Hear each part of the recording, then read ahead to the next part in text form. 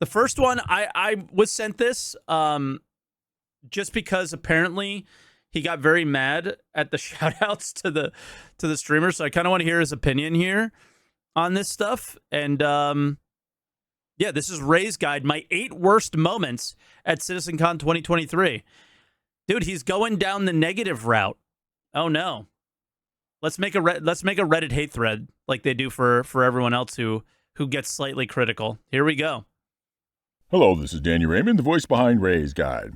Of course, I'm going to do a Citizencon highlights, but I thought first, let's be contrarian and do a worst things about Citizencon video. Now, it took a lot of effort to actually find 8 bad things, so don't be surprised if the first few... I didn't even make a video like this. Seem kind of... I think this guy's a little too salty, and he should probably quit the game and try something else. You know, if you don't like the game, just go play something else, right? Trivial. Number 8, Jared's snub. After the event, Jared was talking with folks in front of the stage, so I thought I would say hi. I come up and say, "Hi, I'm Daniel Raymond, the voice behind Ray's Guide," which got me oh, man. Okay. a blank stare. At which point I said it was a YouTube channel. At which point he said, "Sorry, we're just too busy with our own schedule of content to follow others," which I know isn't strictly true because just a few minutes earlier he had mocked both Burks and SaltEMike. I mean, how many more... I'm not a YouTuber, though. So, I don't... It's Jesus, man. So, first off, nobody knows what you look like, Ray. The first time I saw what you look like was on your live stream pre-sitcom, which was actually really fun and good. I enjoyed it a lot. I watched the whole thing. And so much, like, fun info. But maybe you don't know Jared either. He might actually know who you are and just was screwing with you. And he also was just apologizing to you. And the other thing is I've been around for 10 years and I've known Jared for 10 years. You've been around for nowhere near that long, right? And it's not like a I've been here longer kind of thing. It's just me and Jared have an actual relationship. If this was your first convention, then, hey, they didn't get an opportunity to check you out. So just be like, hey, check me out sometime. When you do have time, you might really like my stuff. And then move on. I don't know. It's but what I will say is for the strictly YouTuber content creators, they absolutely do get snubbed. And it's pretty bad. So CIG has a like streamer program or a content creator program, but it's really just a streamer program for the most part because there are actually quite successful YouTuber streamers. I don't think Ray streams on YouTube very much. I've only seen the one that was pre-sitcon, but they we're talking 100+ viewers, like actually successful streams. The one that I'm thinking about, he runs cargo all the time, but my brain is fried today or every day. Do you guys know the one I'm talking about? He's a cargo hauler. Not Rexilla. No, he was a streamer. Jack Axton. Yeah, Jack Axton. Completely snubbed by CIG. And we're talking Jack Axton 200-300 viewer streams on YouTube, which is really impressive. Jack's awesome, right? So they're absolutely snubbing YouTubers for these programs and stuff. Now, my question would be, does Ray get any ship giveaways for his community or something? He should be.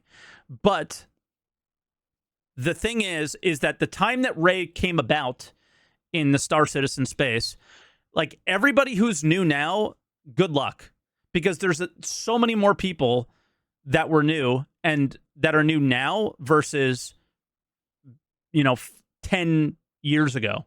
It's a lot easier for them to figure out who you are because there was only a handful of us. There's many handfuls now.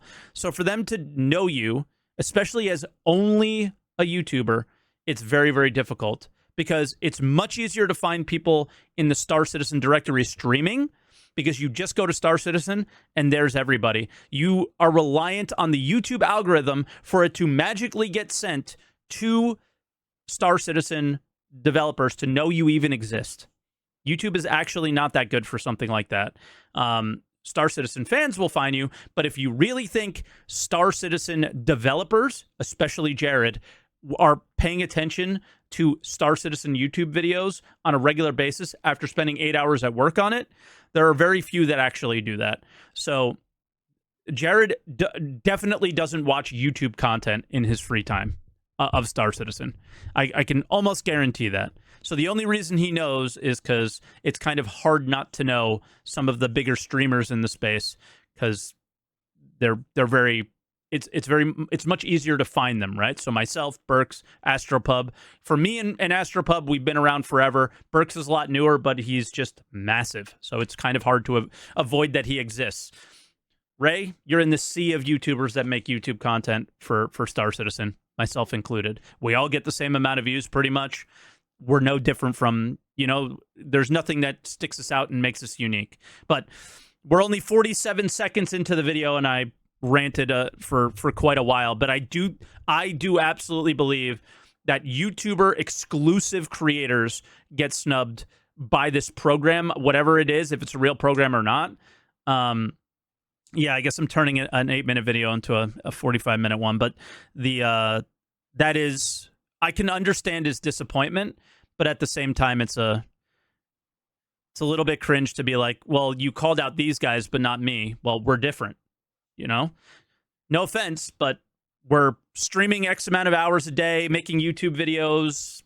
It's a little bit easier to find us than it is somebody who just makes YouTube videos about the game's development, right? You're kind of super niche, even in a mega niche space. So, yeah. More subs do I need to get before I... And again, I love Ray's content, so it's not that. It's just, I imagine it was a lot harder to find you than it would be us. That's all. It can be mocked, I think there's too. Logic. Not that I necessarily want to be mocked, but, I necessarily want... How many more subs do I need to get before I can be mocked, too? Not that I necessarily want to be mocked, but, the principle of it. Yeah. Number 7, the Content Creators Corner. I can totally understand his point of view, though. Like, it is validating when they say your name. They're like, oh, wow, it noticed me. It's like when you type in a streamer's chat and they respond to you. It's a good feeling, and if they don't, it's a bad feeling. I guess this also falls in the category of snub, but more generally. Now, I don't want to act it's like Burks. I'm entitled. When I bought my ticket, I didn't expect anything special. But when I saw that there was an area of the show floor called the Content Creator Corner, I thought, much like a reporter seeing something labeled press room, that there is something or someone there to make my job easier. Instead, it was the most empty and boring place in the entire show floor, with just some lights and a sponsor backdrop and some tables like the ones in the lounge area, except without any chairs. If you want an indication of how useless this creator space was, note that CIG did not use it for even a second of their show floor coverage. What might I have expected? Well, based on the model of a press room, I might have expected a press agent to answer questions about the show and to help. Who the fuck? What is a press agent? This is an indie company. But didn't they have like a like one of those things that you could take pictures of, like in front of? I saw people doing like interviews in front of that, right? Wasn't that in this area? Arrange interviews. I'm kidding about the indie company. Yeah, look. This is what it was for. It was if you wanted to do an interview with a developer, you can pull them over there. If you wanted to do an interview with another content creator, you could pull them over there. That's really all it was.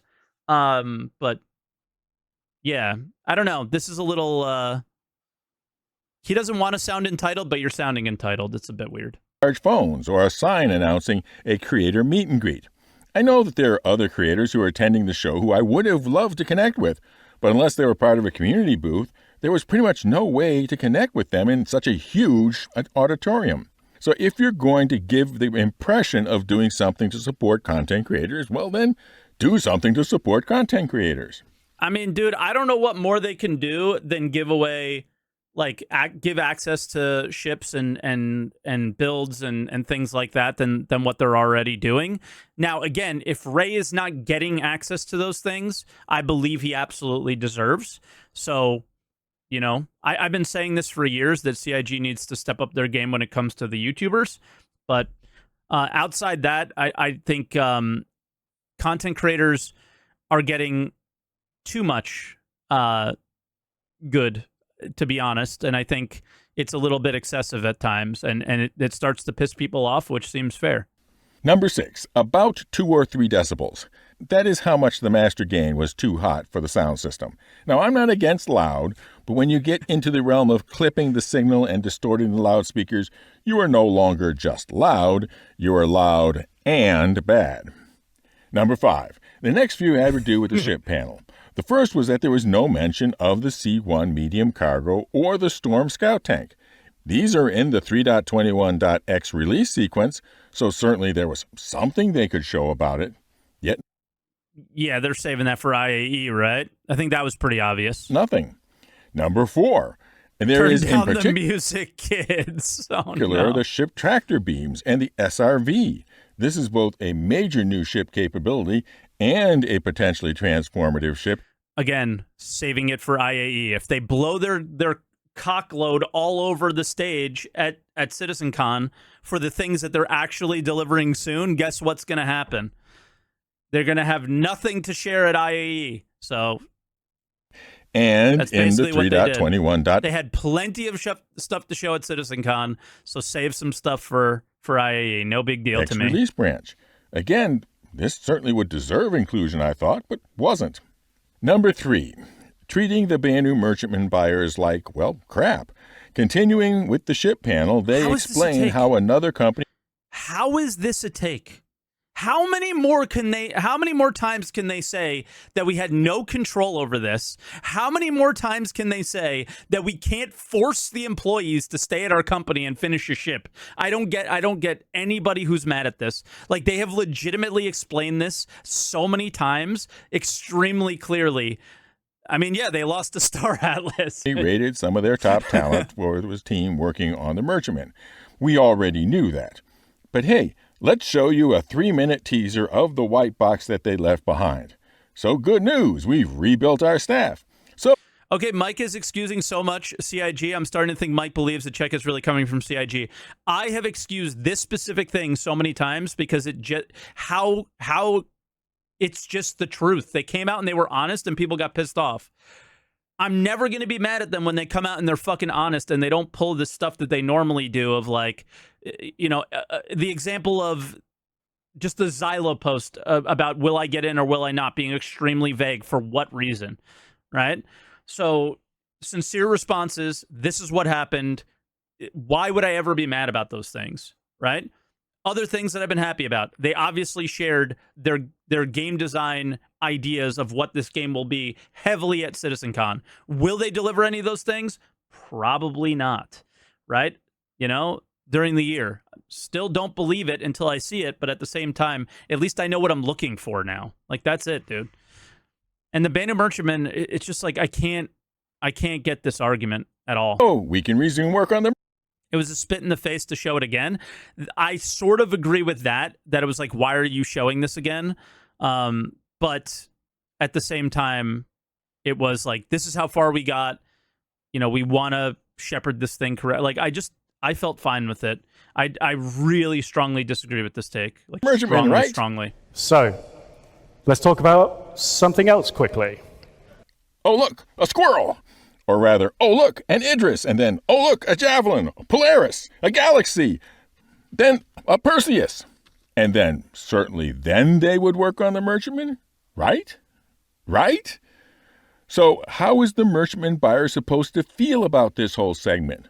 Well, I guess they could think they have some better loaner ships on the way. I mean, name 400 other ship buyers. Like, come on, man. But still, what's going on here anyway? I've seen this happen in other creative studios, and simply put, it is fear. The merchantman was a ship with a singular artistic vision, and nobody else feels like they have that strong of a vision, or if they do, they have their own vision, not someone else's. It is kind of like you had Claude Monet in your studio, but somebody offered Monet more Monet, and he left with this half-finished Monet canvas left behind. Yeah. You have lots of other painters in the studio, but if you tell them you'd like them to finish this Monet painting, they will get very interested in doing something, anything else. Because they know that no matter how much they pour themselves into it, people will say that it's not the painting that Monet would have finished. Correctly so. Then one painter, let's say, doesn't... I mean, that's fair, but there's also the idea of when you hire new people, you had your most senior people on this, and it took them years to get to the ability of building these kind of ships and the systems that they work in and how the pipeline works and all that stuff. Like those artists were likely people that helped build the pipeline, and they left. I don't know what else to say. I just think that it's going to take a while for them to build up.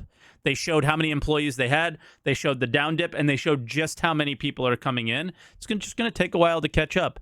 And again, they went through the process of, you're not going to be happy because some of the ships that you like are not going to come out, but we're going to make the ships we're going to go through the process that gets all of the ships out in the fastest time possible. We no longer care about what ship was sold first, how much you paid for it. We're going the route of delivering the ones in bulk so we get them done quicker. So I think, again, the process is starting to be like, yeah, it's time to actually start getting this stuff done, instead of, we need to be focusing on this, focusing on that, and all those other things. I think they're just trying to be efficient, and that's really it. And I'm surprised at somebody who talks about, process on their YouTube channel so much, being so illogical about this situation. Seems scared. And I own a Banu Merchantman. I bought it pretty much when it came out. I have it at the cheapest price possible. I've had this thing forever, and I've been defending this to no end. It's this weird guy, Vincent. But he doesn't paint anything like Monet. When you tell him that he has to finish it the way Monet would have finished it, he gets real sullen, like maybe he'll cut off the other ear too. So what do? Unlike this unfinished painting hanging in the Musée Marmottan Monet in Paris, France, an unfinished ship is not an option. Well, you let Vincent paint.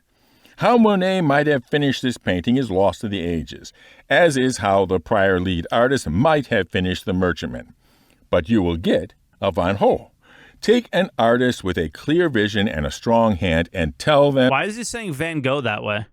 ...to keep what you want and change what you want, but make art, and you will get art. Number 2, no Q&A. Now, I know why they dropped them. They are simply too ungainly for a venue of this size. Bro, they also completely ran out of time, and there was all this time in between each panel that they were supposed to have, and they had none of it. Right? Like, when I covered the event, we were supposed to be calling, like, people were supposed to call in, and we were going to talk to them about the each panel and all this stuff when we were covering it on the live stream. They went from event, or from panel to panel to panel, because they had no time. Often trivial, and definitely tend to make every session go long. Does anybody know, did Ray have the special ticket? The VIP ticket or whatever? Because I imagine there was a bit of a Q&A there, but it might have been difficult at the event. In previous Citizencons, there's freaking devs hanging out all over the place. You just walked up to them and you'd be like, yo, John Crew, love your work. Tell me, what do you think about the Banu Merchantman? And then he might talk to you for a couple minutes about it. But they gave a sense of mutual engagement that was lost without them. But what about that unused, pointless content creator corner? What if you simply made a rule that for a half hour after each session, the participants would be available in that side room for Q&A, and then stream that on a separate channel? So maybe because the participants have been working for weeks, hold on. Sorry. Maybe the participants have been working on their things for weeks, and when they're finally finished, being incredibly nervous, being on stage in front of thousands and thousands of people, they just want to relax. Maybe that's why. I don't know. Right? That's just basically how I would take it. Is if I was in their position, I would want to relax, and that's really it. So if somebody was Marcus, really interested in a particular follow-on question, they could. And finally, the number one disappointment, even rising to the level of a worry, about this year's Citizencon. Nothing about the economy for the second year in a row. Yeah, we know. I'm with Ray on this one, but we did get the answer on Spectrum, and I think that post came after Ray made this video. They have a new economy team at CIG.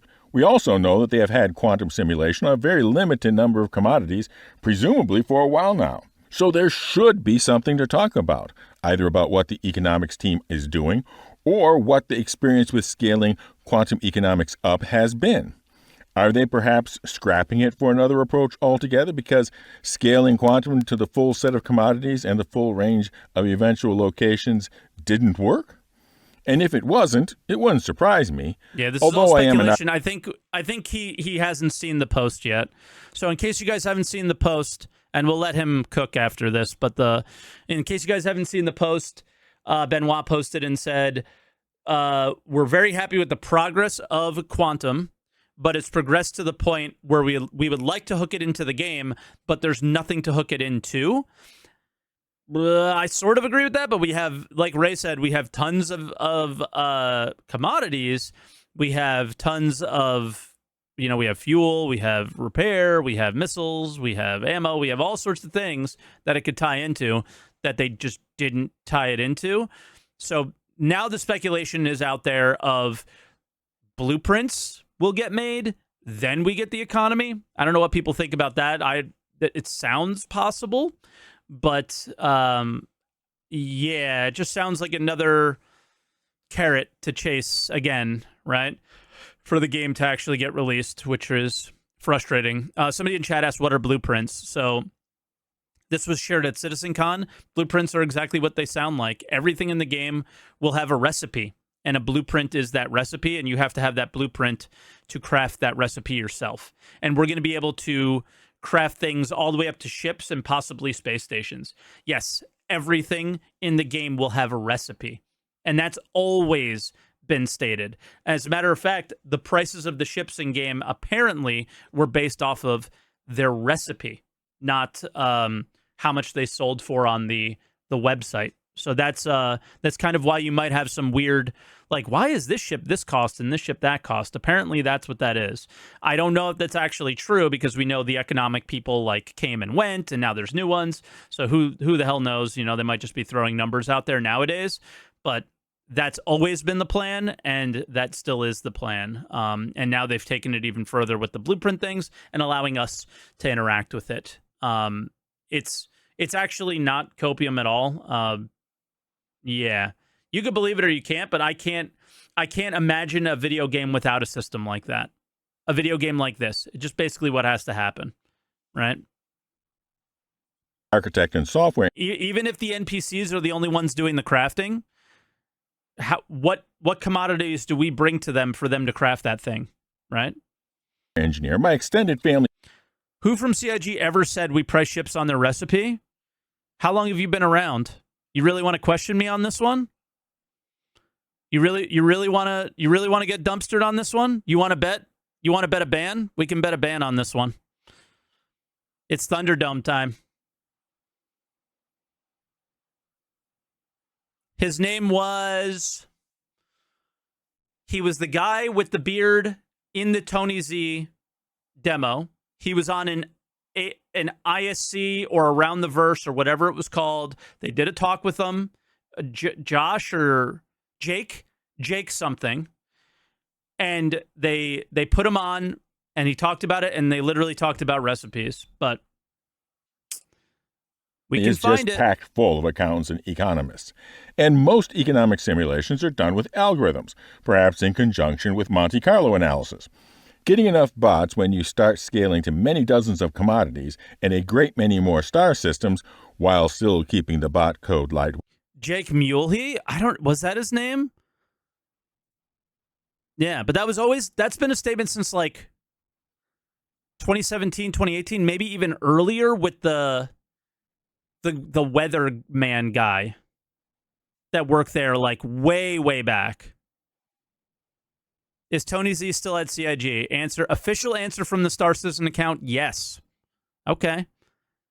And we have Jake Acapella here, so maybe it's that Jake. I don't know. Jake, do you make the recipes? Wait, maybe proving impossible. Given the right inputs, you can do a good enough model of a galactic economy to have dynamic pricing in Excel. Or at least I sit down at Thanksgiving with at least 3 people who could. Now for an update on our giveaways. First, the winner of the Hull C, congratulations, member Mark Brewser. And we still have the ongoing Yes, contest the that will be jump made happening the during the peanut butter. IAE Oh. Week Expo in Smelled just a like couple it. months. For your choice of either the Massive Modular Mining Moving Medical Machine, the Galaxy Complete, or the brand new Big Box Bargain Bazaar called the Merchantman. One entry per video, just be a member and be entered automatically, or subscribe and comment with the secret word. And the secret word for this video is who got more money. Fly safe, keep it real, and I'll see you in the verse. This is Danny did get Raymond more for money? Ray's Guide.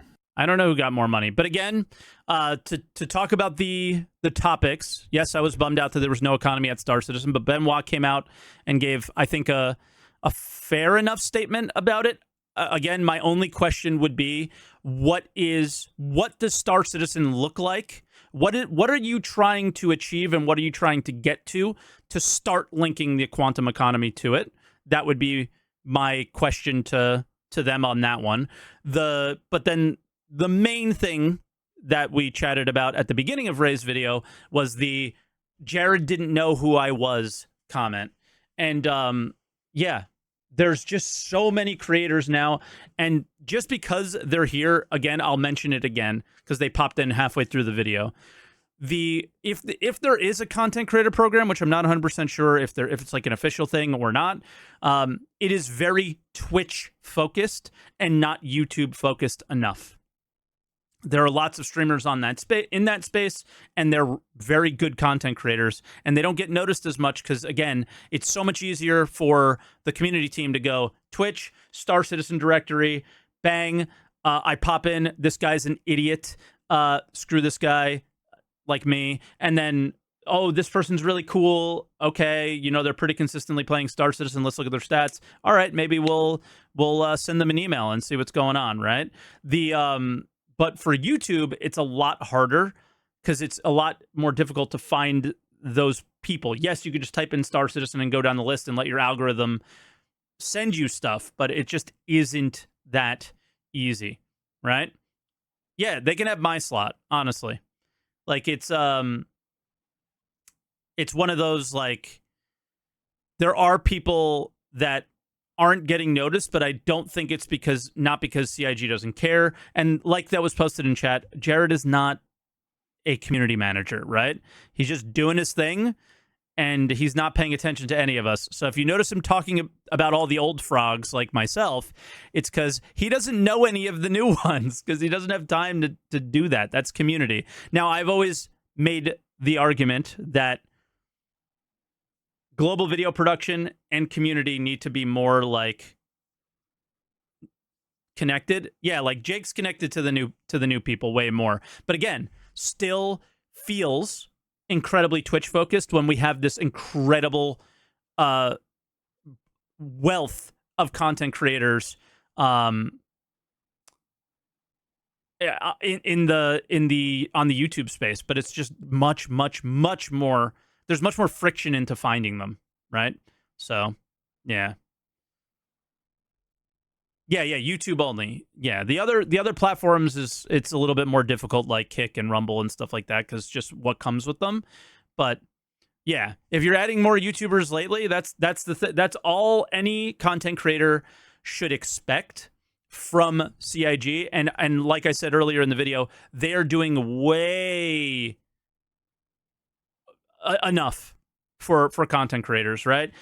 A lot of the times we're getting ships when new ships come out to be able to show them off to you. And the best part about them, the part that I love the most, is we don't get to keep those ships. So we keep them for a period of time to show them to you. And if we want them for ourselves, then we can purchase them. But just to show them off, we have them for a little while, and then they take them back, right? And then we can give one away to our community. That is above and beyond what I would have ever expected from 10 years ago, right? So I think that's super, super awesome. And I just want that program to continue to grow to the consistent YouTubers in the space, specifically the ones that actually play the game, right? Instead of people like me who just talk about it.